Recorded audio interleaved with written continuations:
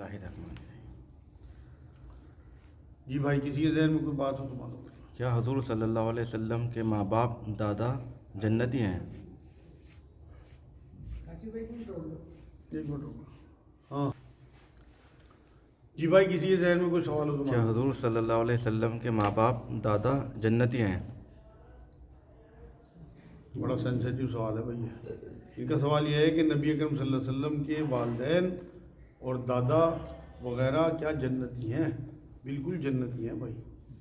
جو اس میں کسی قسم کا کوئی کوشچن مارک لگائے گا وہ نبی اکرم صلی اللہ علیہ وسلم کو تکلیف پہنچائے گا۔ دیکھو، میں آپ کو مثال دیتا ہوں۔ قرآن میں اللہ نے یہ کہا کہ اے نبی، جب تک تو ان کے بیچ میں ہے ہم کوئی عذاب نہیں بھیجیں گے۔ ایک نمبر بات۔ دوسرے یہ کہا کہ ہم تجھے ایسے لوگوں کے بیچ میں بھیج رہے ہیں نبی جن میں اس سے پہلے کوئی ڈرانے والا نہیں آیا۔ یہ لوگ اہل فطرت لوگ تھے، اللہ کی فطرت پہ پیدا ہوئے، کوئی ڈرانے والا نہیں آیا تھا۔ جس دین پہ وہ تھے، اگر نبی اکرم صلی اللہ علیہ وسلم نبی بن چکے ہوتے جو 40 سال کی عمر میں بنے، ابو طالب صاحب تک انہوں نے اپنی دعوت پہنچائی، اپنے چچا تک انہوں نے ایکسیپٹ نہیں کی۔ ان کے دادا اگر اس ٹائم زندہ ہوتے، نبی اکرم صلی اللہ علیہ وسلم کی جب دادا کی ڈیتھ ہوئی نا تو وہ 12 سال کے تھے، تو ان تک دعوت نہیں پہنچی۔ دعوت پہنچ جاتی اور وہ نہ ایکسیپٹ کرتے تو پھر ان کی پکڑ ہوتی، معاذ اللہ۔ لیکن ان تک دعوت نہیں پہنچی تو وہ اہل فطرت میں انشاءاللہ جنتی ہیں۔ اسی طرح ماں باپ کا معاملہ، جب نبی اکرم صلی اللہ علیہ وسلم کی پیدائش ہوئی تو ان کے والد گرامی نہیں تھے، تو حضور جب تک مبعوث ہی نہیں ہوئے تھے ایز اے نبی، کیونکہ نبوت تو انہیں 40 سال کی عمر میں ملی۔ ایسے ہی ان کی مدد، وہ 6 سال کی عمر میں جب حضور 6 سال کے تھے تو ان کی ڈیتھ ہو گئی۔ تو یہ سارے کے سارے جتنے بھی لوگ ہیں نا جو نبی اکرم صلی اللہ علیہ وسلم میں مبعوث ہونے سے پہلے ڈیتھ کر گئے، وہ سب لوگ جنتی ہیں۔ کیا کوئی عبادت محنت سے ولی بن سکتا ہے؟ عبادت اور محنت، ان کا سوال ہے کیا کوئی عبادت یا محنت سے ولی بن سکتا ہے؟ بھائی میرے حساب سے تو نہیں بن سکتا۔ ولی اسی طرح سے ہیں جیسے نبی پیدا ہوتے ہیں، اللہ بنا کے بھیجتا ہے، ایسے بھی ولیوں کا حساب ہے۔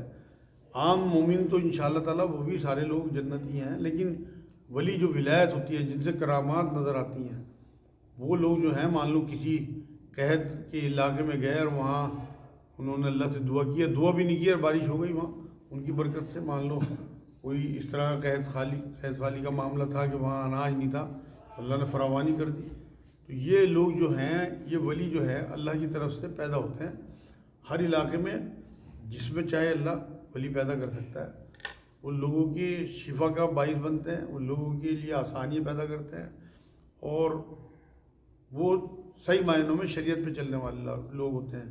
لیکن میں نے جو دیکھا ہے، بہت محنت اور بہت ریاضت سے بھی کوئی ولی بن نہیں سکتا۔ مجھے لگتا ہے کہ ولی اللہ وہیں سے بنا کے بھیجتا ہے، اپنے پاس سے چنتا ہے لوگوں کو، یہ میرے ولی ہیں۔ کوئی ہمارے پاس اسکوٹر رکھ کر 50,000 روپے لے جائے 2 مہینے کے لیے، تو کیا اس اسکوٹر کو ہم استعمال کر سکتے ہیں؟ کوئی گروی اسکوٹر رکھ کے 50,000 روپے لے گیا 2 مہینے کے لیے 2 مہینے کے لیے، تو کیا ہم اسکوٹر استعمال کرنا ہی بھائی؟ یہ جو گروی چیزیں ہوتی ہیں انہیں آپ استعمال نہیں کر سکتے، یہ گناہ ہے، ناجائز ہے بالکل۔ مردوں کو عورتوں پر قوام کیوں کہا؟ مردوں کو عورتوں پر قوام کیوں کہا قرآن نے؟ جی۔ بھائی تھوڑی سی قوت انہیں زیادہ دی اللہ نے، جسمانی طاقت بھی دی، صلاحیت بھی زیادہ دی، مائنڈ بھی زیادہ ہے عورتوں سے۔ یہ تو اللہ کی اپنی حکمت ہے کہ اس نے سربراہ بنایا جس سے کہ فیملی چلتی رہے۔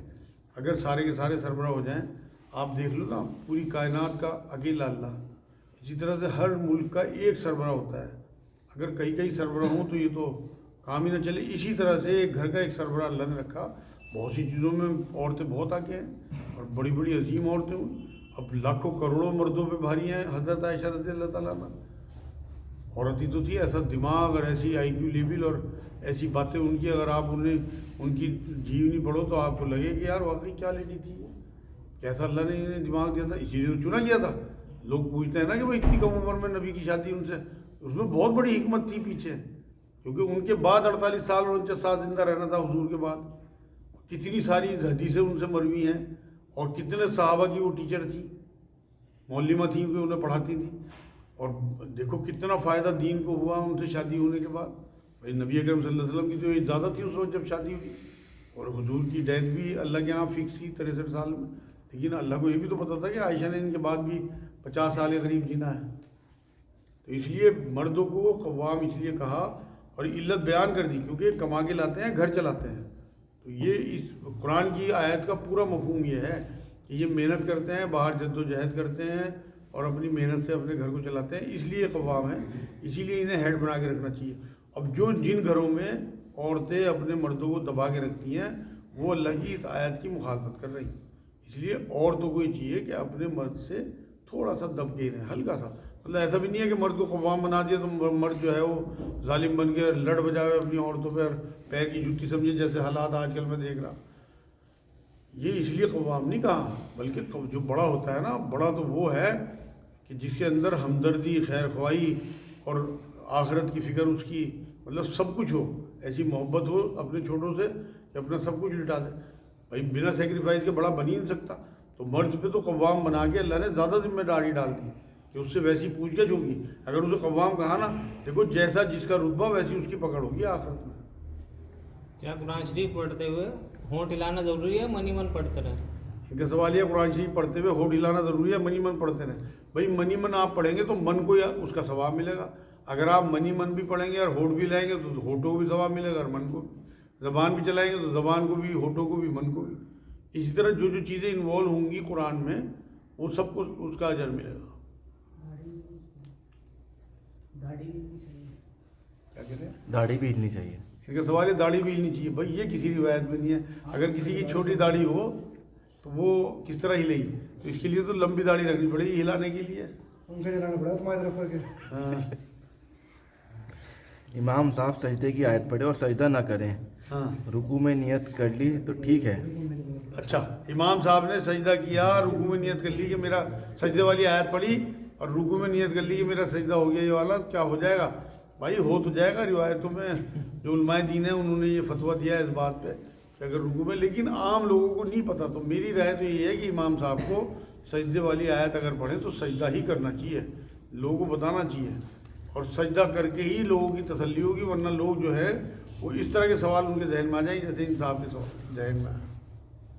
پردے والی لڑکی کا فوٹو میرج بیورو میں دینا ٹھیک ہے؟ ان کا سوال ہے پردے والی لڑکی کا فوٹو میرج بیورو میں دینا ٹھیک ہے؟ بھائی جو آج کا دور ہے اس میں تو کوئی حرج نہیں، میرے نزدیک بالکل دے دینا چاہیے. ورنہ کس طرح سے اس کا رشتہ طے ہوگا؟ اس سے تو بہت بہتر ہے کہ لوگ گھر آئیں، اسے دیکھیں اور ریجیکٹ کر کے چلے جائیں. بہت دل دکھتا ہے، بہت دل ٹوٹتا ہے گھر والوں کو بھی، اور اس بچی کا تو کیا حال ہوتا ہوگا.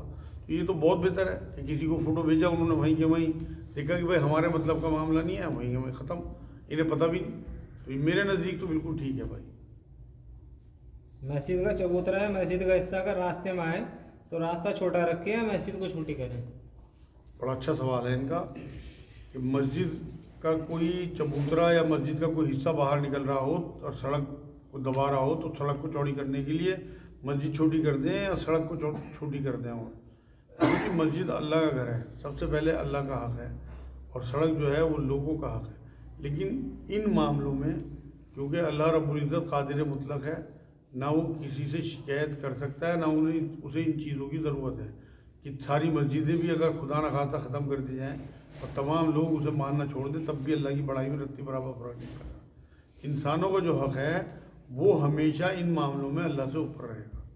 نبی اکرم صلی اللہ علیہ وسلم کے زمانے میں ایک مسجد کا کونا اسی طرح نکل رہا تھا، حضور نے اس کونے کو شہید کرا کے سڑک کو چوڑا کرا دیا.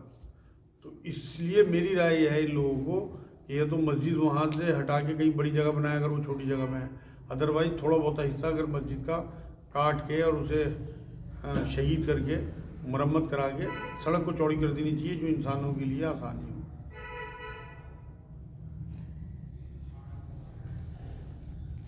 سوال ہے کہ میرے دوست نے 5 لاکھ روپے ادھار لے رکھے ہیں مجھ سے، اور ان کا جو فلیٹ میرے پاس ہے اس کا کرایہ لینا انہوں نے بند کر دیا، کیا یہ ٹھیک ہے؟ کسی دوست نے 5 لاکھ روپے ادھار لیے، جو فلیٹ میں اس کے رہ رہے تھے اس کا کرایہ دیتے تھے، اس نے کرایہ لینا بند کر دیا، تو کیا ان کے لیے ٹھیک ہے؟ بالکل حرام ہے بھائی. نبی نے فرمایا جو قرض نفع کھینچے وہ سود ہے. تو اس لیے بالکل اپنا کرایہ جو کا توں دیتے رہیں اور اپنے دوست سے جو اس کے لیے سہولیت انہوں نے فراہم کی اتنے دنوں کے بعد اپنے پیسے واپس لیں. لیکن اگر وہ اس بیچ میں کرایہ نہیں دیتے تو وہ اس سے سود لے رہے ہیں ان پیسوں کا، جو بالکل ناجائز اور حرام ہے۔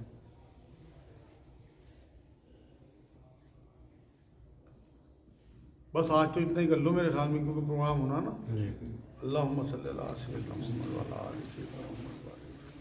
اے اللہ تو ہمارے گناہوں کو معاف فرما، یا اللہ تو رحمت فرما، یا اللہ تو فضل فرما، یا اللہ بیٹھنا قبول فرما، یا اللہ پاک رمضان کی جتنے بھی دن رہ گئے ان کی زیادہ سے زیادہ عبادت کرنے کی توفیق عطا فرما، یا اللہ فلسطینیوں کی مدد فرما، یا اللہ ہمارے ماں باپ کی مغفرت فرما، مغفرت کر دیو درجے بلند فرما، دین پہ چلنا آسان فرما، ایمان والی آسان زندگی، ایمان والی آسان موت عطا فرما، یا اللہ کوئی ایسا کام لے لے کہ مرتے ہوئے کلمہ نصیب ہو جائے، ایسا معاملہ فرما دے۔ یا اللہ پاک تو ہی سب کچھ کر سکتا ہے، تو ہی قادر مطلق ہے، دلوں کے حال جاننے والے ہے۔ اے اللہ معاف فرما دے۔ یا اللہ اس رمضان میں جتنے دن ہیں اتنی بات کی توفیق دے دے کہ ہمارے لیے نجات کا ذریعہ بن جائے۔ سبحان ربک رب العزت